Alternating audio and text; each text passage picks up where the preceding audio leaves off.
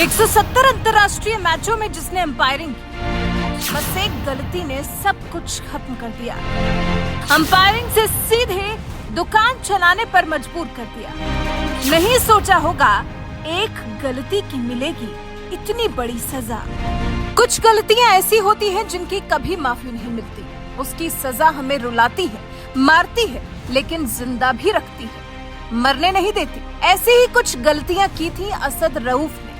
पाकिस्तान के दिग्गज अंपायर रहे असद रऊफ अपनी गलतियों का भुगतान कर रहे हैं और न जाने आगे और कब तक उन्हें ये भुगतान करना होगा। कब उनकी ये सजा पूरी होगी नहीं पता, क्योंकि कहां 170 अंतर्राष्ट्रीय मैचों में अंपायरिंग करना और कहां कपड़े और जूतों की दुकान खोलना। जी हाँ, यही काम कर रहे हैं असद रऊफ आजकल। हालांकि काम कोई बड़ा छोटा नहीं होता, लेकिन अंपायरिंग करते करते जिसे सीधे अपने इंटरेस्ट से अलग ये सब करना पड़े तो तकलीफ तो होती ही है, और हद से ज्यादा होती है। नहीं तो सोचिए, साल 2000 से साल 2013 तक का शानदार करियर और उसके बाद सब कुछ खत्म। लेकिन रऊफ ने अपने करियर में गलतियां ही ऐसी की हैं कि अब करे तो करे क्या। आईसीसी एलीट लिस्ट में शामिल रह चुके रऊफ लाहौर के मशहूर लांडा बाजार में जूते बेचते देखे गए। 2016 से आजीवन प्रतिबंध झेल रहे हैं। गलतियां जो की वो कुछ ऐसी थी कि साल 2008 में ऑस्ट्रेलियाई टीम भारत दौरे पर आई थी। 4 टेस्ट मैच की सीरीज का दूसरा मुकाबला मोहाली में खेला जा रहा था। मिचेल जॉनसन की शॉर्ट पिच डिलीवरी बॉल पर भारतीय क्रिकेटर वीरेंद्र सहवाग आउट थे, लेकिन असद रऊफ ने उंगली नहीं उठाई। उस समय डीआरएस जैसी कोई तकनीक तो थी नहीं। हालांकि गेंद पर बल्ले का इतना मोटा किनारा लगा था कि हर किसी ने इस आवाज को सुना था। कंगारू कप्तान पॉन्टिंग ने रऊफ से बहस भी की थी, लेकिन रऊफ ने अपना फैसला नहीं बदला था। दरअसल इसके पीछे का भी एक किस्सा था जिसे सहवाग ने बाद में सुनाया था। सहवाग ने बताया था, असद रऊफ को ब्रांडेड चश्मा, टी शर्ट और जूतों का बहुत शौक था।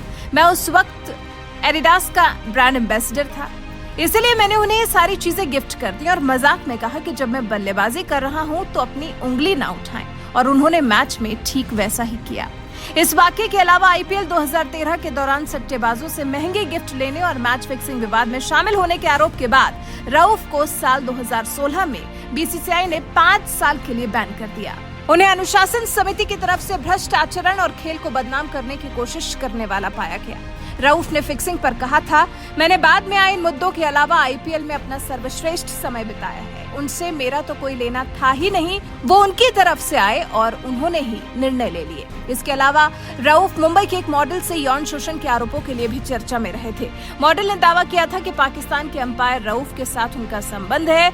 मॉडल ने रऊफ पर शादी का वादा करने का भी आरोप लगाया था, लेकिन रऊफ ने इन आरोपों को सिरे से खारिज कर दिया था।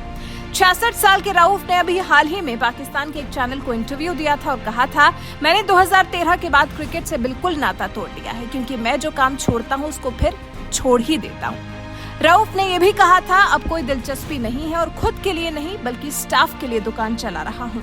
आपको बता दें, साल 2000 से साल 2013 के अपने करियर में रऊफ ने 49 टेस्ट, 98 वनडे और 23 टी20 मैचों में अंपायरिंग की। वो आईसीसी अंपायरों के एलीट पैनल का हिस्सा थे, लेकिन अब वो पूरी तरह से क्रिकेट से दूर हो चुके हैं, अपनी एक अलग दुनिया बसा चुके हैं। अब यही असद रऊफ लाहौर के लांडा बाजार में जूते और कपड़ों की एक दुकान चलाते हैं। वैसे रऊफ की इस कहानी पर आप क्या कहना चाहेंगे?